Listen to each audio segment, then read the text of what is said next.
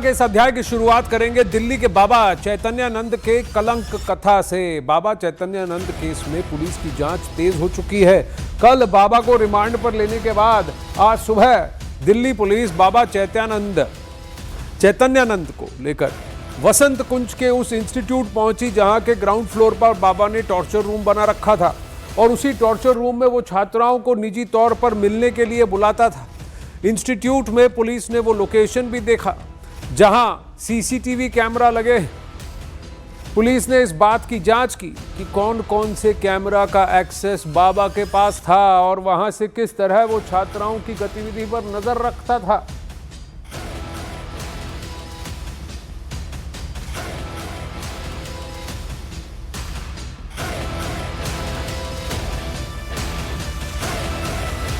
इस डर्टी बाबा की dirty picture, उसके अश्लील कांडों का एक एक सच बेहद चौंकाने वाला है।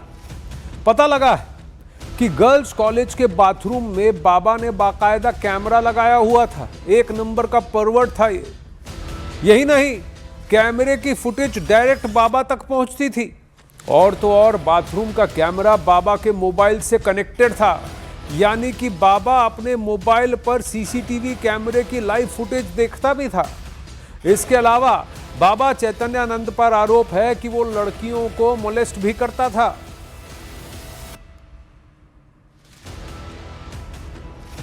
आज सुबह जब दिल्ली पुलिस की टीम बाबा को लेकर उसके इंस्टीट्यूट पहुंची तो उस टॉर्चर रूम में भी गई जहां आरोप है कि बाबा बच्चियों को निजी तौर पर मिलने के लिए बुलाता था। इसके अलावा पुलिस ने इंस्टीट्यूट में लगे सीसीटीवी कैमरों को एक्सेस भी किया और उसके एक्सेस को खंगाला भी कि कहां कहां किस किस के पास इन कैमरास का एक्सेस है और पता लगाया कि क्या सीसीटीवी कैमरों की फुटेज सीधे बाबा के मोबाइल तक भी पहुंचती थी।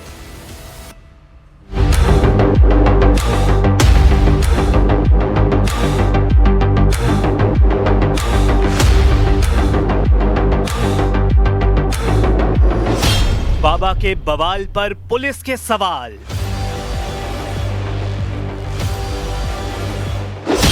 बाबा सच उगलेगा तो राज खुलेगा। छात्राओं से यौन शोषण और उत्पीड़न के गंभीर आरोपों में घिरे बाबा चैतन्यानंद को दिल्ली पुलिस सुबह सुबह उनके आश्रम और संस्थान में लेकर पहुंची। यहां पुलिस ने ग्राउंड फ्लोर पर बने उस टॉर्चर रूम की जांच की जहां बाबा छात्राओं को निजी तौर पर बुलाया करता था। सीसीटीवी कैमरे की लोकेशन देखी गई और इस बात की भी जांच हुई कि कौन कौन से कैमरों का एक्सेस खुद बाबा के पास था। पुलिस ने तकरीबन 2 घंटे तक चैतन्यानंद से पूछताछ की, लेकिन बाबा जांच में सहयोग को तैयार ही नहीं था। बार बार चैतन्यानंद आरोपों को निराधार बताता रहा। बाबा चैतन्यानंद का सच से सामना। पुलिस ने बाबा से कई सवाल पूछे। बाबा, आपका पूरा नाम क्या है और आपके आश्रम का पता कहाँ है? आप कब से दिल्ली के इस आश्रम में रह रहे हैं? आपके आश्रम से कितने लोग जुड़े हुए हैं? आपके ऊपर लगे गंभीर आरोपों पर आपकी क्या राय है? जिस दिन घटना बताई जा रही है उस दिन आप कहां थे? शिकायत करने वाली लड़की से आपका क्या रिश्ता है? क्या आप उस जगह पर मौजूद थे जहां घटना हुई? आपने छात्राओं के दस्तावेज अपने पास क्यों रखे? उनका मोबाइल फोन क्यों ले लिया गया? घर वालों से बात करने से क्यों रोका गया?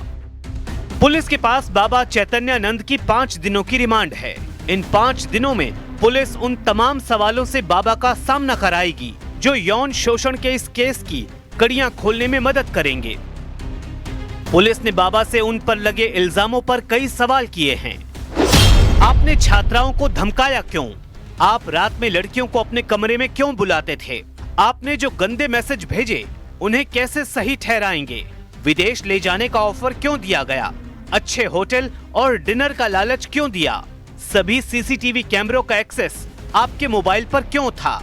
लेडीज वॉशरूम के बाहर कैमरा क्यों लगाया गया? महिला डीन और वार्डन क्यों दबाव डालती थी कि छात्राएं आपके कमरे में आएं? आपके मैसेज वार्डन क्यों डिलीट करवाती थी? आपने अब तक कितने मोबाइल फोन बदले हैं?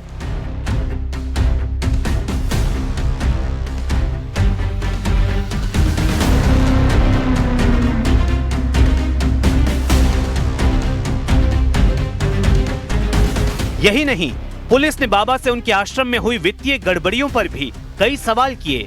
आश्रम के फंड, बैंक अकाउंट और डिजिटल डेटा पर बाबा से कई सवाल किए गए। आपके आश्रम और संस्था को पैसा कहां से आता है? क्या आपके पास मिले चंदे और फंड का पूरा हिसाब है? आपके कितने बैंक खाते हैं और इन्हें कौन चलाता है? आपके मोबाइल, लैपटॉप और कैमरे में क्या क्या डेटा और रिकॉर्डिंग हैं? सीसीटीवी फुटेज में जो लोग दिख रहे हैं वो कौन हैं? क्या आप अपनी चैट और कॉल डिटेल्स को मानते हैं? क्या आपने कभी लड़कियों को खुद बुलाया या मिलने के लिए कहा था? गवाहों और पीड़ितों के बयान सही हैं या झूठे? घटना से पहले और बाद में आप क्या कर रहे थे? सवाल बहुत हैं, जवाब मुश्किल से निकल रहे हैं। दिल्ली पुलिस को उम्मीद है कि अगर 5 दिन की रिमांड में बाबा चैतन्यानंद सच बोलेगा तो उसके अधर्म लोक की कई परतें और खुल सकती हैं। अब वहीं बाबा चैतन्यानंद के मामले की जांच अभी शुरुआती दौर में है और पुलिस को उम्मीद है कि जैसे जैसे जांच आगे बढ़ेगी और चौंकाने वाले खुलासे हो भी सकते हैं। फिलहाल मामला यौन उत्पीड़न और फर्जीवाड़े का है। पुलिस के सामने 32 लड़कियों के बयान हैं, जिनमें से 16 लड़कियां ऐसी हैं जिन्होंने सीधे सीधे बाबा चैतन्यानंद पर यौन शोषण के आरोप लगाए हैं। सबूत के तौर पर पुलिस के पास सीसीटीवी फुटेज, इलेक्ट्रॉनिक डेटा और मोबाइल फोन डिटेल्स हैं।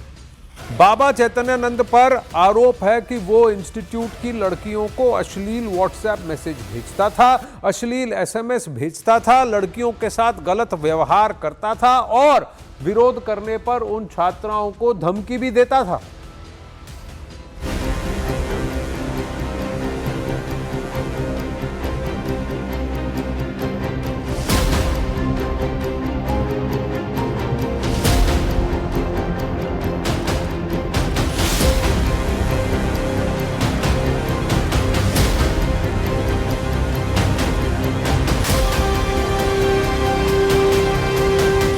ये ढोंगी बाबा चैतन्यानंद सरस्वती की गिरफ्तारी के बाद की पहली तस्वीर है।